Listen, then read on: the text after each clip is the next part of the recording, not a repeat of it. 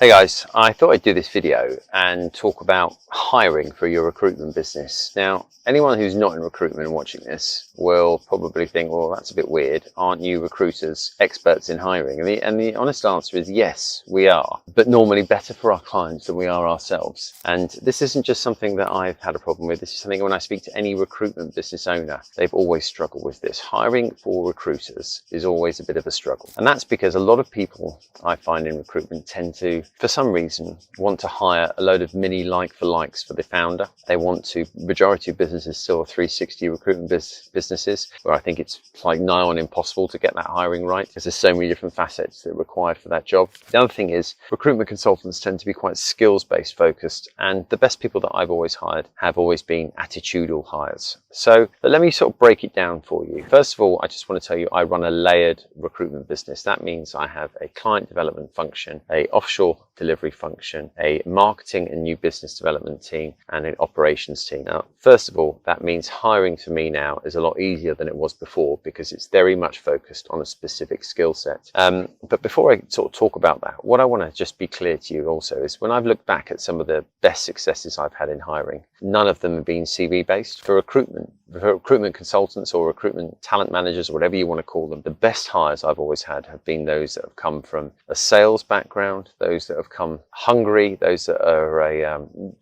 come from a business where they can see perhaps they've been burnt in another industry. They can see the amazing opportunity it can be to earn well in recruitment, and they've come with a real hunger and burning desire and passion. I tend to find that hiring with a 1 or 2 years experience has been successful, but that's quite hit or miss. Or the other end of the spectrum is it's those that perhaps have given their own shot running a business, have got a family, didn't really enjoy running their own business, want to work for you and just want to earn a great life, want to learn a great life. Those are the two probably biggest successes I've had from a recruiter's perspective. Outside of that, the other success stories I've had have been when it's been niche and specific. So my CFO has been with me a long time. Our operations manager and accountant's been with us a long time. Very specific niche skill set, has got a clear progression path in the business. We've got an amazing marketing manager, senior marketing manager.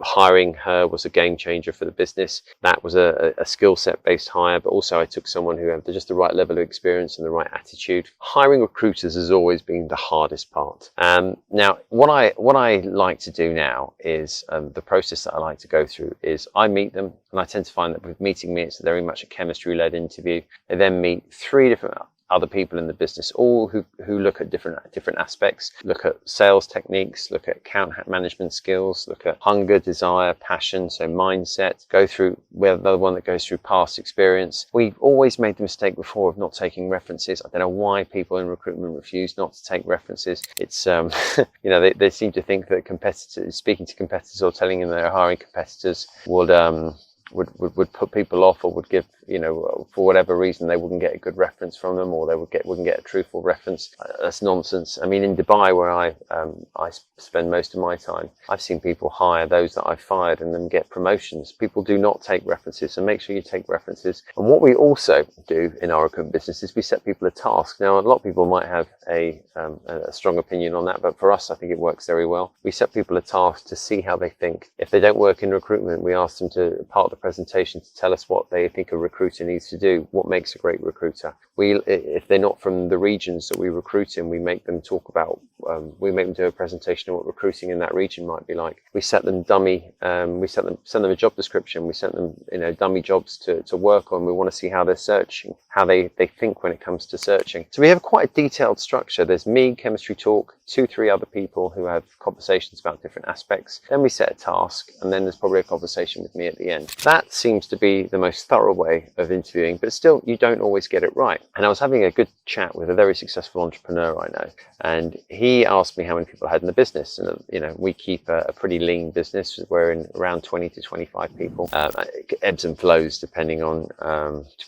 project size, to be honest with you. Anyway, he said, well, how many people have you got in the pipeline? How many people have you interviewed? And I said, we probably interviewed over the years, like 300-400 people. He was like, that is no way near enough. You need to be constantly interviewing. You need to be constantly pipelining. You need to be interviewing thousands of people, because the reality is there's not many people who are probably going to be good enough for your business. And that's something that you need to accept as well, that you can't force square pegs into round holes. I've certainly tried to do that in the past, and it's never worked out. If there's a gut feeling that someone's not going to be right, and often if I feel it early doors, they don't tend to work out.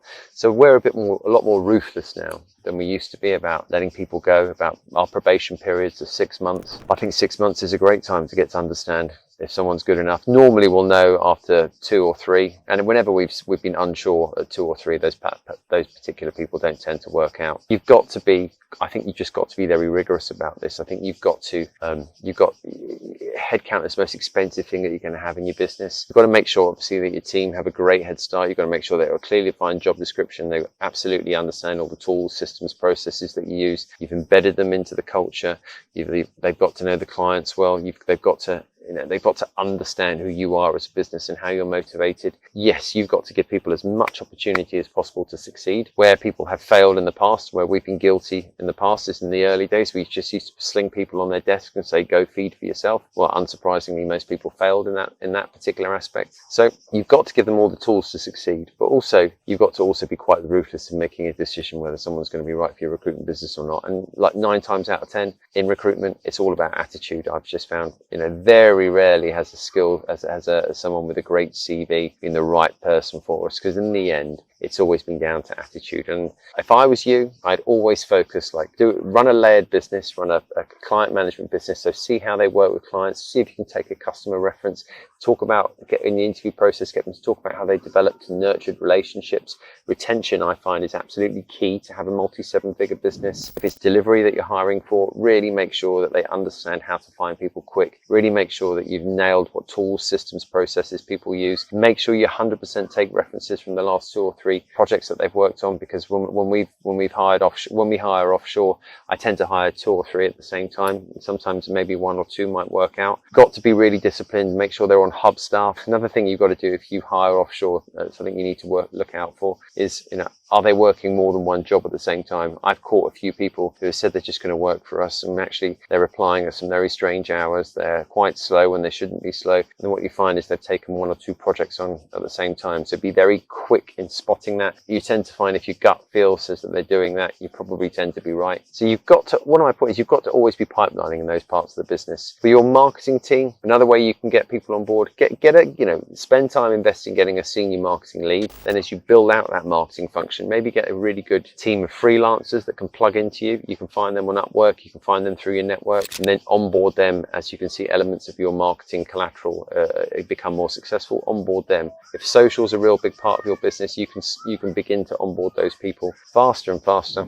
If social, for example, is part of your marketing function that seems to be really crucial to you, then first of all go freelance, then onboard someone full time. I would always advise getting my employee number 4 was my operations manager. It was a game changer for me. Get a good ops team in. Employee number 2 for me was a finance person. I'm terrible with numbers. Make sure you get a good finance person in. Make sure that person really understands recruitment. Make sure that person is ruthless when it comes to collecting cash. But that's the way I've structured the business. So I hire slightly differently. So client managers, I've just gone through the process. For offshore, we hire quite in volume to get the number that we have. For marketing, you need to be a bit skill set focused, but try and hire freelance and then onboard them onto full-time eventually. And ops, get them in early to make your life easier as a founder. I've had a lot of horror stories when I've relocated people out. One of the big challenges that I've had in Dubai is whenever you hire for someone there, there's 11 or 12 expats to one local, so no one's really from there. So we've lost people because family illnesses, partners had taken a job elsewhere, etc. So we've lost a lot of people for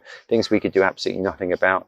But we've also lost people because culturally they've not adapted well to the move from, say, the UK or Europe. In addition, the Middle East market is absolutely ruthless when it comes to new business. When we hired 360, with most people I found that we hired in 360 really struggled cracking the nut in new business. That's why I moved to a separate independent new business function, because of how tough it is in the Middle East. The other problem I've had is that once people come out to Dubai and they start earning tax-free cash, they start becoming very complacent. And what I found is that the people that we brought out who wanted a great life and were super ambitious, they seem to lose their edge after a year. That's something always you've got to look out for, is keeping people on their toes. We feel that especially hard in Dubai. Last thing to add on here is when you're hiring for recruiters, particularly client managers, most parts of your business, just make sure they understand how to sell. Selling is the best the best skill anyone can have. Sales runs through every different single part of our recruitment business. You're selling to candidates. In marketing, you're selling to potential your lead generating. In operations, you know, at the end of the day, you're selling to no, I'm not going to talk about operations. In marketing, you're selling to potential customers, and in client facing, well, you know, you're selling to existing customers all the time. You're selling your services, you're upselling your services, you're trying to get new business in. Make sure they're good salespeople, that they know how to go and meet customers, that they go and they're not shy. What I've tend to find is a lot of people post-COVID don't know what a face-to-face meeting is, or don't seem to want to book meetings. Those things are really important, and you need to make sure that they're the people that you bring on board in the client management perspective, and again in delivery, they're actually quite interested in your sector. Another thing that I just want to add, where I found that we've had failures in recruitment, is where marketing, communications, creative and digital recruiter, and where people are taking ages to get their head around it, or to get going, is when they haven't bothered to invest in reading about the sector, when they haven't bothered to invest in understanding what marketing, communications, creative people do, when they haven't read B2B publications, when they haven't invested in going to networking events, etc. If you need to get these things clear in the interview process. Are they passionate about your sector? Do they have an interest? Because if someone doesn't have an interest, doesn't have a passion, the chances are they're not going to be a success. You can have someone with decent recruitment skills that can move over to your market, but because they're clueless about the sector, because they don't invest any time getting to know it, they take ages to get going, and in the end of the day, they don't get the buy-in from the clients, because the clients can see it from when they look in the whites of their eyes that they're not passionate about that market. Anyway, that's my video I'm going to do today on hiring for your recruitment business. This will be the last one I do from Greece. I'll be back in Dubai. Soon, and maybe I'll give you a last little view of what Mediterranean summer looks like. Here is the house we've rented with the family. There is the coast. There is my kids. You can probably see them down there. And this is a beautiful 4-bedroom house that we've rented for a couple of weeks out here in Zakynthos. So hopefully, in building your recruitment business, getting a lovely life, joining our program, you'll also be able to do wonderful things like this with your family in the summer break. Maybe leave the kids at home because they are a bit noisy actually. Anyway, you have a good one. Take care now. Bye-bye.